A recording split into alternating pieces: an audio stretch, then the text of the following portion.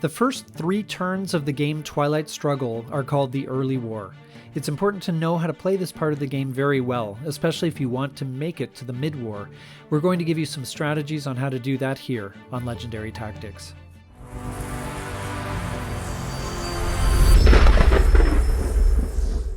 What happens in the early war sets the tone and the trajectory for the rest of a given game of Twilight Struggle. There are some key things to keep in mind for both sides. The early war deck is the smallest the draw deck will be all game. Because of this, the cards should become very familiar to you after a few playthroughs. Moreover, many times in turn 3 you can utilize your knowledge of the early war deck to know with virtual certainty, by process of elimination, some of the cards that your opponent holds. Also, the cards that make up this deck will be seen repeatedly through the entire game, so understanding their effects will be important. But let's start at the beginning, the setup. The start of each game includes a variable setup for Europe itself, where each side chooses how they would like to start out there. There's a standard setup for both sides that, while perhaps uninteresting, will give players the best start overall most times. For the USSR, it is to put 4 influence in Poland, which helps prevent the US players scoring a quick and easy Europe domination, 1 to top up East Germany, and the last influence in Austria, Yugoslavia, or perhaps Czechoslovakia.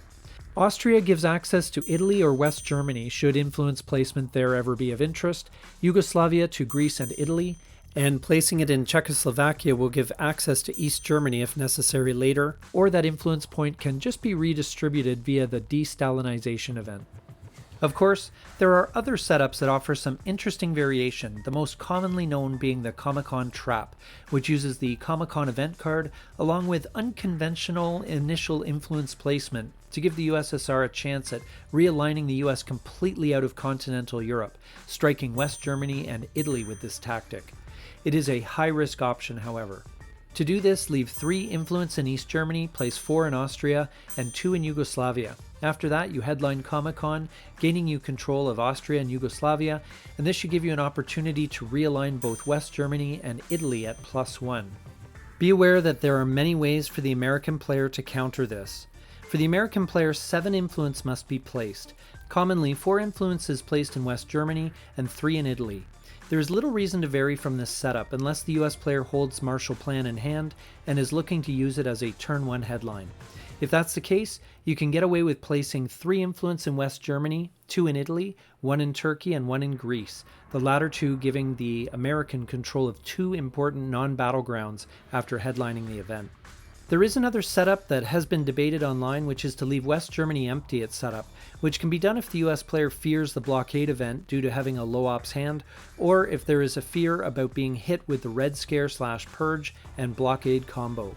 It apparently isn't as risky as it initially seems, especially if you have Truman Doctrine in hand, and it certainly is unconventional. In that case, you could try 4 influence in Italy, 1 in Greece, 1 in Austria, and 1 in Turkey. Remember that the US has a bit of an advantage in that the American player can see not only the cards in hand for the first turn, but in going second, can react to the Soviet influence placement in Europe. The tone of the early war is that, generally speaking, the USSR is on the offensive, expanding aggressively into the 3 regions that matter in the early war: Europe, Asia, and the Middle East. The US will generally be on its heels responding to the expansionist threat of the Soviet Union. If we look at a breakdown of ops, this is what we find. There are 7 1-ops cards in the early war deck, 2 of them neutral, 2 of them American, and 3 of them Soviet. Players will also find 12 2-ops cards. 2 of these are neutral, 4 of them are US events, and 6 of them are USSR events. There are 11 3-ops cards, 5 for the US and 6 for the USSR, and 5 4-ops cards, 2 of them neutral, and 3 of them are US events, for a grand total of 84 operations points.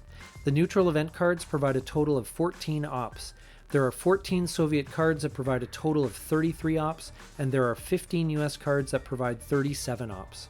What this means is the average hand in the early war should have 17.7 ops. Once you subtract the headline and hold cards, that leaves somewhere around 13 to 14 operations points available per turn. Then we have 3 scoring cards: Europe, Asia, and the Middle East. These cards mean that these regions are going to be the primary focus of the early war. The ramifications of the first turn are especially important. While Europe will tend to lock down in a fairly predictable way, Asia tends to be contested in the first turn or two. A mistake early on can cost a player dominance in Asia for the rest of the game. There are some great cards that the USSR can headline. The most obvious is Red Scare/Purge. This is especially punishing in the first turn, as the US needs as many operations points as possible to stem the Soviet tide and get a foothold in Asia and the Middle East. Socialist Governments is also a great choice, weakening the US position in Europe from the outset of the game, necessitating a response. It might also potentially help your odds of success should you decide to coup Italy in the first action round. After that, Suez Crisis is a solid choice, as it will, with the help of a successful coup in Iran, eliminate the US entirely from the Middle East. Arab-Israeli War is okay for this purpose as well, although there's only a 50% chance that it will work. Other than that, Vietnam Revolts is a solid option to help the Soviet player to easily win the race to Thailand that is a hallmark of the early war.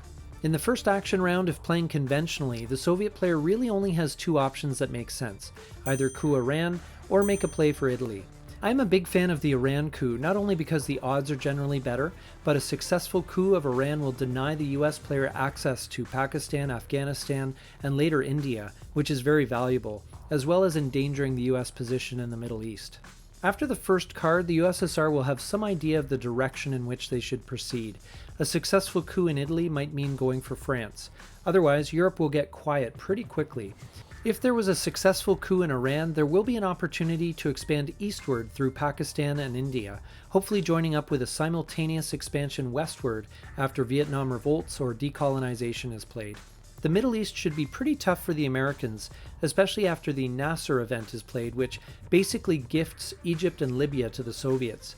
In some games, the US will even lose access to the entire region if they're not careful, and if a little unlucky. For the US player, you will have to do a lot of things all at once. You'll need to focus on taking Thailand, protecting Israel, protecting West Germany against cards like blockade, getting and holding on to South Korea, and trying to snag Libya, among other things.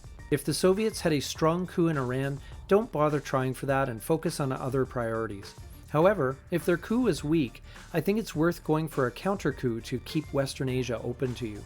Since the initiative is with the Soviets, the US simply needs to survive the early war, trying not to fall too far behind in board position and victory points. Players should be mindful of how the deck balance can be influenced. Playing your opponent's starred events, while painful in that moment, rebalances the draw deck to be more in your favor at the time of reshuffling. This can make things a lot harder for your opponent on turn 3, as it is more likely their hand will have a bunch of your events to mitigate, and you will also likely have an easier hand to play. It is hard to do this as soon as the deck expands in the mid-war, as your efforts are more diluted. The other regions of Central and South America and Africa have no scoring cards in the early war, and so must be lower priority for the first 3 turns. For both players, it would be nice to say that there will be extra operations points available to begin to establish positions in the rest of the world, but in practical terms, there will be enough going on in Europe, Asia, and in the Middle East to keep you occupied until the mid-war. We hope this guide helps you get off to a great start in each of your Twilight Struggle games. Please take a moment to like, comment, and subscribe down below. This is Legendary Tactics.